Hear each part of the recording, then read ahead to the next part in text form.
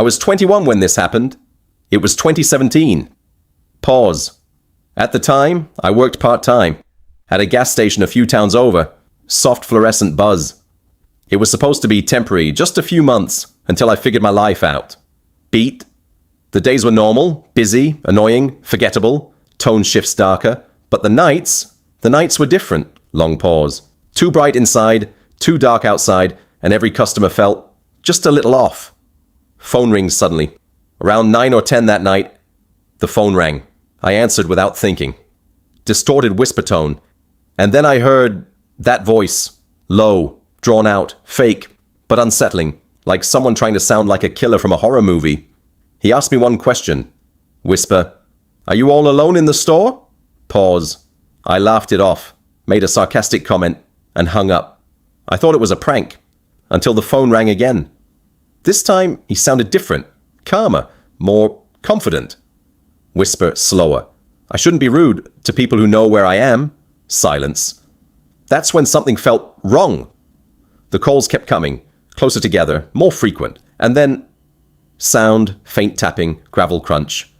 I started hearing things outside, small noises at first, a tap, a scrape, footsteps, on gravel, heartbeat begins. I checked the cameras, nothing, no one. Until a customer walked in. He looked normal, too normal, late 20s, maybe 30s, but he didn't speak, didn't smile, just watched. Camera static sound. He moved through the aisles slowly, too slowly, and more than once. I caught him looking at me from over the shelves. Pause. 8 minutes passed. Then he came to the counter. No words, just silence. I scanned his chips, looked down, looked back up, and he was staring directly into my eyes. Long pause. No expression, nothing. Then he smiled. Sharp sound cue. Not a normal smile, something deliberate, like he knew exactly how terrifying it was. He walked out, but instead of leaving, he went around the side of the building and kept staring at me through the glass. Then he disappeared. Silence. That's when I locked the doors early. Fast breathing. Midnight came. I couldn't stay anymore. I stepped outside, locked the door behind me, and ran for my car. Footsteps suddenly. Then I heard it. Fast footsteps. I turned. It was him, coming straight at me. I jumped into my car, locked the doors, started the engine, and drove. Heavy breathing fades in my mirror. He was just standing there, watching me leave. Slow fade music.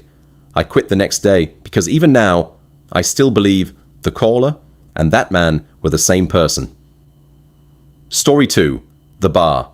Soft bar ambience, distant chatter, glass clinks. Narrator, steady. My name is Cadence. I work the closing shift at a small dive bar. It was a quiet Tuesday night, just after 1 a.m. when he walked in. Well-dressed, calm, confident, too confident. He ordered a drink, started talking, normal conversation, but then he asked, pause, "Do you ever think about doing something bigger?" It felt off, but not dangerous. Not yet. Then he asked what time I got off. I brushed it off. He smiled, left $100 on the bar, and walked out. Pause. A week later, he came back. This time, he wasn't alone. The woman with him smiled too much, talked too easily, touched my arm, just a second too long. Then she said, soft whisper tone, "You'd make a killing, working for us. $10,000 for a weekend." Silence. Then she said something that made my blood run cold. "Step outside. Someone can explain it better." I refused, and just like that, they left. Tension builds. A few nights later, I saw their car, parked, watching, and when I drove home, they followed me. Until I pulled into a police station, then they vanished. Beat. But they weren't done. One night, she came back, alone. I was stalling, waiting for my boss. Then, door click, she disappeared, and outside, a black van was waiting. Metal rattling sound. Someone was trying to break in, from the back. I grabbed a metal shaker, dialed 911, and waited. Then headlights pulled in. My boss. And just like that, they were gone. Dark tone. Later, we checked the cameras. There were 3 of them. Waiting, watching, planning. If I had stepped outside, I wouldn't be here. Story 3. The setup, cold wind, distant highway noise. Narrator. It was around 2:30 a.m. when I saw him, standing by the pumps. No car, no movement, just watching. He came inside, gave me a story. Fake. Obvious. But then I saw it on the camera. A second person, hiding behind a car, waiting. I hit the panic button and suddenly his whole demeanor changed. He smiled. Not nervous, not scared, just amused. Then he ran, both of them, into the woods. The car, stolen, abandoned, and there was a third person inside, the whole time. Story 4, The Store. Low electrical hum, empty store ambience. Narrator. Night shifts blur together. Same aisles, same silence. Until I noticed him. He wasn't shopping. He was watching me. Always close. Never approaching. Then suddenly. Grab sound. A woman grabbed my arm. "You've been recorded," she whispered. "Follow me." I trusted her. Until I realized. She wasn't helping me. She was leading me. To the exit. The one without cameras. I pulled away. Screamed. Ran.